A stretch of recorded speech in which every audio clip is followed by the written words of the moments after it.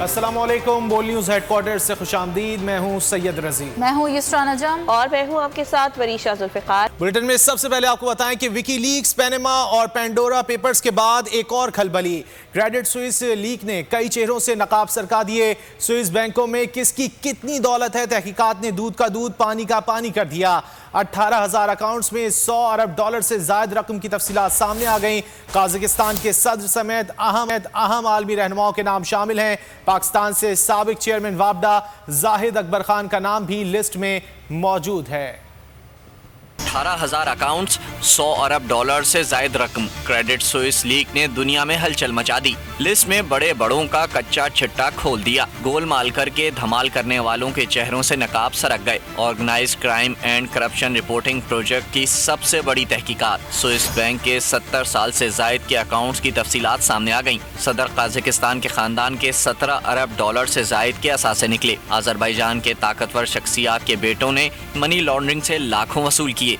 उर्दून के शाह अब्दुल्ला दोइम के दौर में उनके अकाउंट में 230 मिलियन स्विस फरानिक थे। अलजायर के साबिक वजीर दिफा के अकाउंट में 16 लाख डॉलर के साथ 2013 तक फाल थे। पाकिस्तान से साबिक चेयरमैन वाबडा जाहिद अकबर खान का नाम भी लिस्ट में मौजूद है। क्रेडिट स्विस में मंशियात, इंसानी स्मगलिंग, मनी लॉन्ड्रिंग, करप्ट सियासतदानों के खाते सामने आए। जंगी जराइम, इंसानों पर तशद्दुद में मुलविस अफराद भी क्रेडिट स्विस के अकाउंट होल्डर हैं। प्रोजेक्ट ने 47,000 मीडिया आउटलेट्स के साथ मिलकर तहकीकात की। OCCRP का कहना है मजीद पर्दापोशों के नाम भी सामने आएंगे, क्योंकि अभी पार्टी शुरू हुई है। और वफाकी वज़ीर इत्तलात फवाद चौधरी ने करप्शन और मनी लॉन्ड्रिंग पाकिस्तान जैसे मुल्कों का अहम मसला करार दे दिया। ट्वीट में लिखा कि पैनामा, पेंडोरा और अब स्विस अकाउंट्स की कहानी सामने आई है। पहले पैसे चोरी करो, फिर मुल्क से बाहर भेज दो। इमरान खान मुसलसल आवाज़ उठा रहे हैं कि अमीर मुल्क गरीब मुल्कों के इस इस्तेहसाल को रोकें। अब सारे मनी लॉन्ड्रर्स इत्तेहाद बना रहे हैं।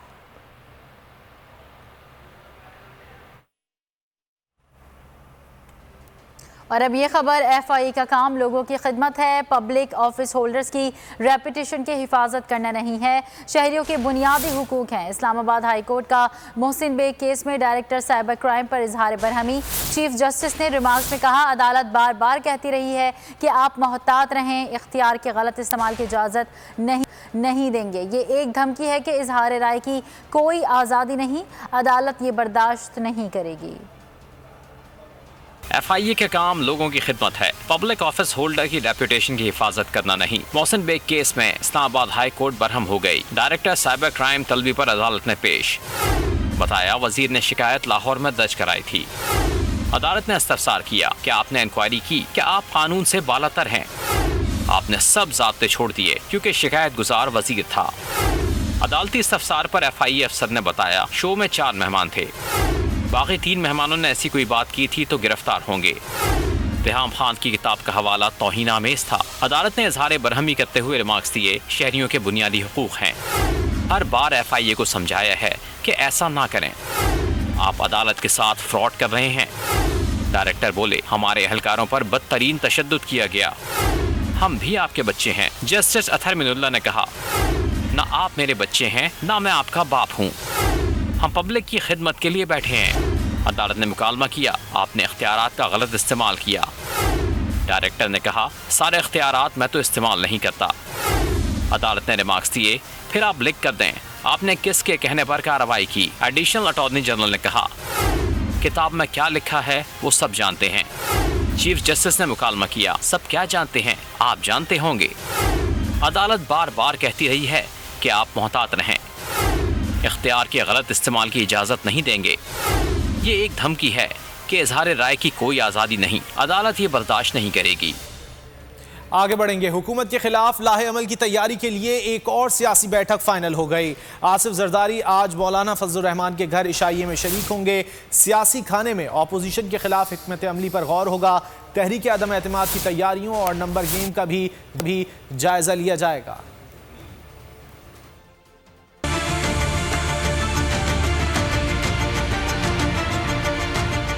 मौलाना का दस्तरखान, मफाहिमत का बादशाह होगा मेहमान। पीडीएम सरबरा ने फजलुर रहमान को बुलावा भिजवा दिया, रात के खाने के बहाने सियासी हेलो हाई की जाएगी। जराये के मुताबिक आसिफ जरदारी पूरी तरह मज़ाहमत पर आमादा हैं। मौलाना फजलुर रहमान भी हर सूरत हुकूमत को टफ टाइम देना चाहते हैं। ऑपोजिशन के दो बड़ों की मुलाकात में तहरीक अदम एतमाद पर मुशावरत होगी। कौमी असम्बली में नंबर गेम की सूरत हाल भी ज़ेरे गौर आएगी। हुकूमती इत्तेहादियों से हालिया राब्तों के नताइज का भी जायजा लिया जाएगा। जबकि दूसरी जानिब हुकूमत ने भी अपोजिशन के मुमकिना एहतजाज से निमटने की तैयारियां तेज कर दी हैं। इमरान खान ने आज बैक टू बैक 2 इजलास बुला लिए। पीटीआई की सेंट्रल एग्जीक्यूटिव कमेटी और पार्टी तर्जुमानों के इजलास में लाहे अमल वज़ा किया जाएगा। अवामी राब्ता मुहिम का शेड्यूल भी फाइनल होगा।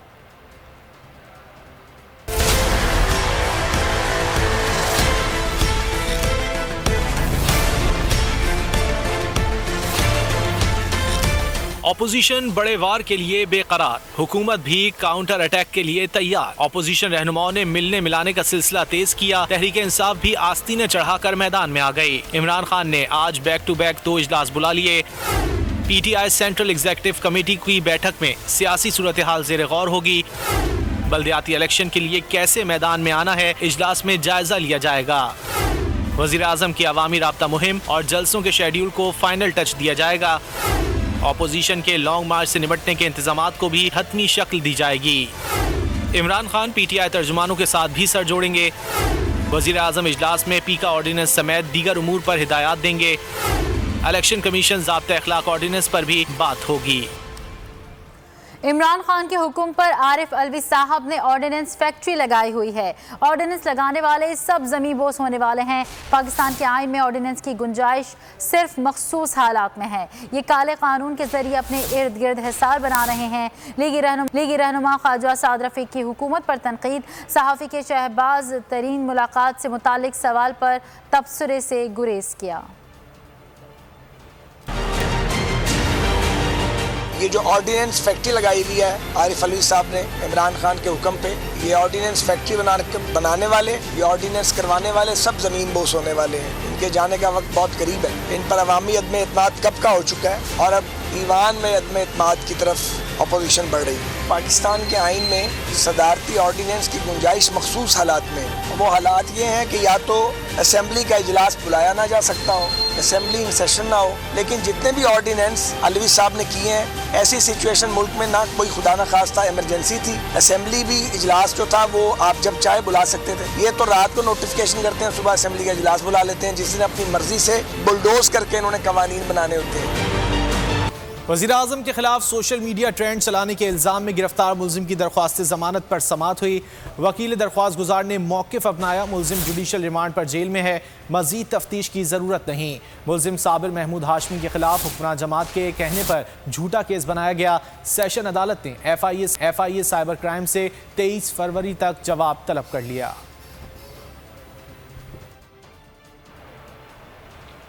सोशल मीडिया पर झूठी खबरों को कंट्रोल करने की कोशिश, किसी का तशख़्ख़ुस ख़राब करने और जाली खबरें फैलाने पर 3 के बजाय 5 साल कैद की सज़ा होगी।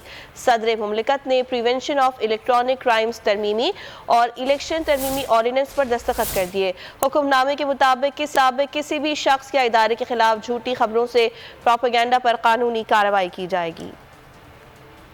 फेक न्यूज और किरदार कशी के खिलाफ हुकूमत ने ऑर्डिनेंस जारी कर दिया। सदर मुमलिकत आरिफ अलवी ने prevention of electronic crimes ordinance पर दस्तखत कर दिए। ऑर्डिनेंस के मुताबिक किसी भी फर्द के तशख़्ख़ुस पर हमले पर कैद 3 से बढ़ाकर 5 साल कर दी गई। ऑर्डिनेंस में कहा गया है कि अगर कोई दानिस्ता तौर पर अवामी सतह पर इंफॉर्मेशन सिस्टम के जरिए ऐसी मालूमात नशर करे जो गलत हो और इससे किसी शख्स की साख या जाती जिंदगी को नुकसान पहुँचे तो उस पर 5 साल कैद की सजा होगी। जुर्म काबिले दस्तंदाजी करार दिया गया है जो कि नाकाबिले जमानत होगा। ट्रायल कोर्ट 6 माह के अंदर केस का फैसला करेगी। हर माह केस की तफसीलात हाई कोर्ट में जमा करवाई जाएंगी। हाई कोर्ट को अगर लगे कि केस जल्द निपटाने में रुकावटें हैं तो वो रुकावटें दूर करने का कहेगी। ऑर्डिनेंस में कहा गया कि वफाकी सूबाई हुकूमतें और अफसरान को रुकावटें दूर करने का कहा जाए। हर हाई कोर्ट का चीफ जस्टिस एक जज और अफसरान को इन केसेस के लिए नामजद करेगा। ऑर्डिनेंस के तहत पैमरा के लाइसेंस याफ्ता टीवी चैनल्स को हासिल इस्तिस्ना खत्म कर दिया गया। तरमीमी एक्ट में शख्स की तारीफ शामिल कर दी गई जिसमें एसोसिएशन, इदारा, तंजीम या